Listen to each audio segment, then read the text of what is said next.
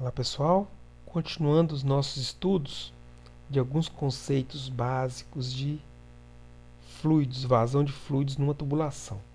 Esse aqui é um conceito muito importante, que é a perda de carga. Então a perda de carga num tubo é a perda de pressão do fluido devido à fricção das partículas do fluido entre si e contra as paredes da tubulação. Então, o que seria isso? Eu tenho aqui um fluido passando por essa tubulação, imagine. Então, eu tenho aqui uma certa pressão na entrada dessa tubulação. Vamos colocar aqui uma pressão aqui de 1 bar. Então, o fluido vai passar por essa tubulação, vai passar por essa curva, essa outra curva e vai sair por aqui. Esse fluido não vai chegar aqui do outro lado com a mesma pressão que ele estava aqui. Então, eu tenho uma perda de pressão, que é conhecida como perda de carga, que é causada pela, já falamos, a fricção das partículas entre elas e contra a rugosidade da parede da tubulação. Então, cada vez que ela encontra uma curva, uma válvula, alguns medidores de vazão, um filtro, então eu tenho uma perda de pressão, ou seja, uma perda de carga. Então, elas podem ser contínuas ao longo de uma tubulação reta ou localizada devido a circunstâncias particulares, como um estreitamento, ou seja, a tubulação começa num diâmetro e ela se estreita, passa a ser menor, uma curva, um filtro, uma válvula e alguns medidores de vazão. Vocês vão conhecer ao longo desse treinamento, desse curso, que alguns medidores de vazão têm perda de carga maior ou menor e alguns têm perda de carga zero. Isso é muito importante para definir qual medidor de vazão para cada situação.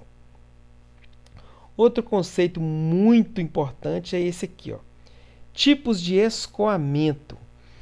Então, olhem bem para essa figura aqui, ó. É o escoamento laminar de um fluido numa tubulação.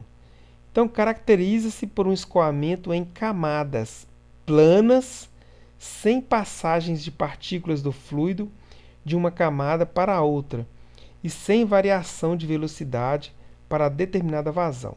Então, se eu tenho aqui uma tubulação, um trecho reto, longo, então o fluido se comporta dessa maneira aqui, ó. No centro da tubulação, onde eu tenho uma maior velocidade. Então, à medida que eu vou me aproximando aqui para as paredes da tubulação, eu vou tendo aqui uma velocidade menor. Por quê? Aqui no centro não tem atrito nenhum. Já na próxima parede da tubulação eu tenho atrito com as paredes.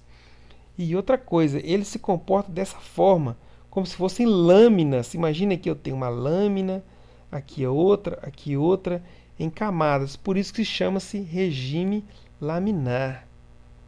Beleza? E eu tenho também o regime turbulento. Então, o regime turbulento se caracteriza por uma mistura intensa do líquido e oscilações de velocidade e pressão. O movimento das partículas é desordenado e sem trajetória definida. Então, o fluxo turbulento, ele é desse jeito aqui mesmo. Então eu não tenho mais essa disposição em camadas, ele é todo turbulento, as partículas têm movimentos bem diferentes e oscilatórios. Agora, o que causa um regime turbulento, gente? Nada mais é do que a passagem do fluido por uma curva, uma válvula, um filtro. Então ele vem bonitinho aqui laminar, ó. Chegou nessa curva aqui, ele fica todo turbulento. Aí ele volta a ser laminar depois de um certo trecho reto. Encontra outra curva, ele volta a ficar turbulento e mais para frente ele volta a ser laminar. Ok? E o tipo de escoamento ele pode ser medido através desse cara aqui, o número de Reynolds, que nada mais é do que o número adimensional utilizado para determinar se o escoamento se processa em regime laminar ou turbulento. Então aqui eu tenho um regime bem laminar. Então, se o regime ele é laminar, o número de Reynolds tem que ser menor que 2000. Se eu falo que naquela tubulação eu tenho um número de Reynolds menor que 2000, eu estou afirmando que ali eu tenho um regime laminar. Agora, esse número de Reynolds, ele não é medido, tá? Não existe um aparelho que mede ele, não. Ele é calculado pelos profissionais da mecânica, especialistas em fluidos. Então, se eu tenho aqui um regime turbulento, eu vou ter um número de Reynolds maior que 2400. Então, quando o meu fluido está entre 2000 e 2400, eu falo que é um escoamento em transição. Ele está na transição do laminar para o turbulento. Então, galera, esse conceito é importantíssimo, porque para a maioria dos medidores de vazão, o fluido, quanto mais laminar, melhor, mais preciso será a minha medição de vazão. E já vimos como que eu transformo um fluido laminar em um fluido, ou seja, um fluido turbulento em laminar, como eu tendo um trecho reto na tubulação para ele ir se ajeitando e voltar a ser laminar. Então, outra coisa importante aqui que devemos ter como conceito de instalação de medidor de vazão é que para que a medição de vazão ocorra com o menor erro possível, o regime de escoamento deve ser o mais laminar. Regime turbulento, você não vai ter precisão na medição de vazão. Tem instrumentos que nem conseguem medir, caso seja turbulento. Os sensores de medição de vazão devem ser instalados em um trecho reto, mínimo, antes e depois. Os valores estão contidos no manual de instalação do sensor. Temos aqui esse exemplo, um sensor de vazão, e ele tem que ser instalado com antes, aqui temos o sentido do fluido, antes 10 vezes o diâmetro da tubulação de trecho reto. Vamos supor que o diâmetro da tubulação aqui vamos colocar aqui 100 milímetros. Então eu preciso de 1000 milímetros antes e 500 milímetros depois de trecho reto para o que eu tenha precisão na medição. Ok? Então, temos aqui um outro tipo de medidor de vazão, que ele é um totalizador. Então, ele mede quantidade. Isso aqui nós conhecemos muito bem, né? É o hidrômetro da Copasa.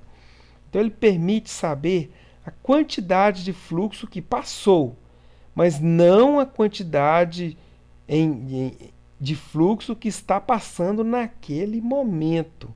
Então, ele é um totalizador. Ele mede quantidade, ele não mede a vazão que está tendo naquele momento, não. Okay? Então, é por isso que a unidade de um medidor de quantidade não tem uma unidade de tempo, é somente uma unidade de volume.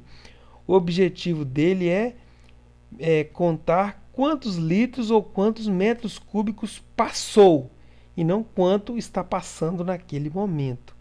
Ok? Então, olha aqui esse cara aqui, que legal. Eu estou fazendo uma medição mássica através de uma balança, conhecida como balança dosadora. Eu tenho aqui uma correia transportadora, transportando sólidos, e essa correia, eu secciono, monto uma balança no certo trecho dela, e à medida que esse material vai passando por essa correia transportadora, eu vou pesando esse material. Então, de acordo com a velocidade e o peso, eu tenho uma vazão mássica. Olha que legal. Nesse instante aqui, eu tenho uma vazão mássica de 238 toneladas por hora. Beleza, galera? Então, finalizamos aqui os estudos dos conceitos básicos. Próxima aula, já vamos estudar a medição por ΔP. Ok? Até mais.